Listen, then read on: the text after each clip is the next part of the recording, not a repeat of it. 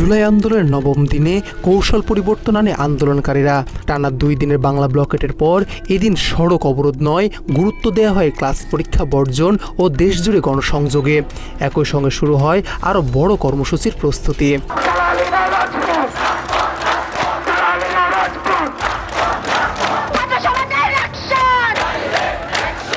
সরকারি চাকরিতে কোটা সংস্কারের দাবিতে সেদিন 9 জুলাই মঙ্গলবার বৈষম্যবিরোধী ছাত্র আন্দোলনের আহ্বানে দেশের বিভিন্ন বিশ্ববিদ্যালয় ক্লাস পরীক্ষা বর্জন এবং গণসংযোগ কর্মসূচি পালন করে শিক্ষার্থীরা। দিনভর কর্মসূচি শেষে বিকেল 6:30টার দিকে ঢাকা বিশ্ববিদ্যালয়ের কেন্দ্রীয় গ্রন্থাগারের সামনে সংবাদ সম্মেলন করে বৈষম্যবিরোধী ছাত্র আন্দোলন। সেখান থেকেই পরদিন 10 জুলাই সকাল থেকে সন্ধ্যা পর্যন্ত সারা দেশে সর্বত্র বাংলা ব্লকেট কর্মসূচি ঘোষণা দেন অন্যতম সমন্বয়ক নাহিদ ইসলাম। বিকাল 3টা থেকে বাংলা ব্লকেট কর্মসূচি ঘোষণা করা হলো। সংবাদ সম্মেলনে তিনি জানান, বুধবার সকাল 10টা থেকে সন্ধ্যা পর্যন্ত সড়ক ও রেলপথ জুড়ে বাংলা ব্লকেট পালন করা হবে। কর্মসূচি শুরু হবে ঢাকা বিশ্ববিদ্যালয়ের কেন্দ্রীয় গ্রন্থাগারের সামনে। এরপর আন্দোলনকারীরা শাহবাগে গিয়ে অবরোধে অংশ নেবে। বাংলা ব্লকেট কর্মসূচি ঘোষণা করা হলো। শাহবাগ, সায়েন্স ল্যাব, চানখারপুল, নীলক্ষেত, মতিঝিল প্রতিটি পয়েন্টে কলেজ এবং বিশ্ববিদ্যালয়ের শিক্ষার্থীরা নেমে আসবেন।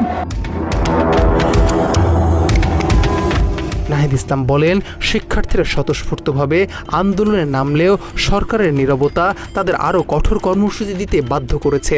সরকারের পক্ষ থেকে কোনো আশ্বাস না পাওয়ায় আন্দোলন অব্যাহত রয়েছে বলেও জানান তিনি। একই সঙ্গে তিনি বলেন, পুরো কোটা বাতিল নয়, অনগ্রসর জনগোষ্ঠীর জন্য 5 থেকে 10% কোটা রেখে বাকি কোটা বাতিলের দাবি তাদের।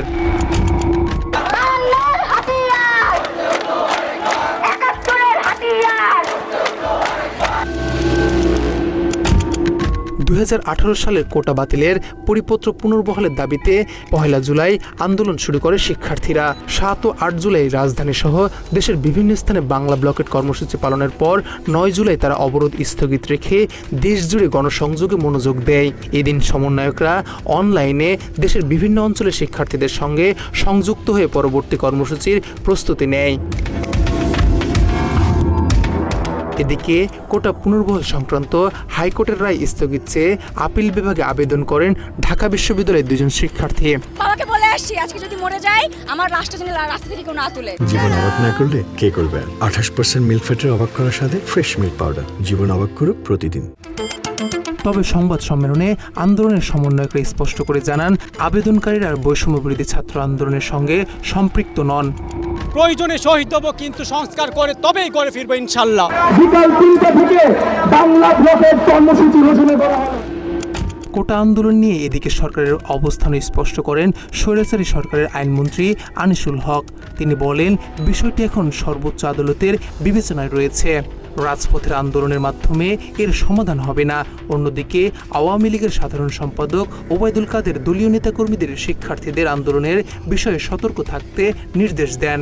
ঢাকার পাশাপাশি দেশের বিভিন্ন বিশ্ববিদ্যালয়ে গণসংযোগ ও প্রতিবাদ কর্মসূচি চলতে থাকে। এদিন দুপুরে কোটা সংস্কারের দাবিতে মানববন্ধন করে বাংলাদেশ প্রকৌশল বিশ্ববিদ্যালয়ের শিক্ষার্থীরা।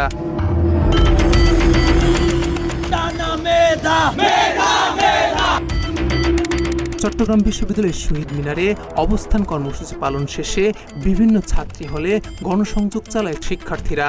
অন্যদিকে চট্টগ্রামের 16 শহরের রেল লাইনে অবরোধ করে প্রায় আধা ঘন্টা পর্যটক এক্সপ্রেস ট্রেন আটকে রাখে চট্টগ্রাম বিশ্ববিদ্যালয়ের শিক্ষার্থীরা। বিকেলে জাহাঙ্গীরনগর বিশ্ববিদ্যালয়ের শিক্ষার্থীরা সাভারে ঢাকা আড়িচা মহাসড়ক অবরোধ করে, রাজশাহীতে কলেজ সংলগ্ন সড়ক অবরোধ করে রাজশাহী কলেজের শিক্ষার্থীরা।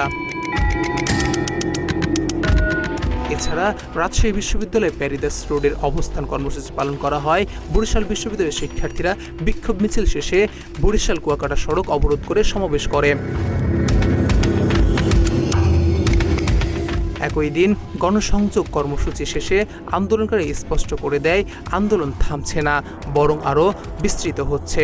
পরদিন সারা দেশে সর্বত্র বাংলা ব্লকের ডাক দিয়ে আন্দোলন নতুন এক পর্যায়ে প্রবেশের প্রস্তুতি নেওয়া হয়। শাহরিয়ার ফাহিম, বাংলা এডিশন।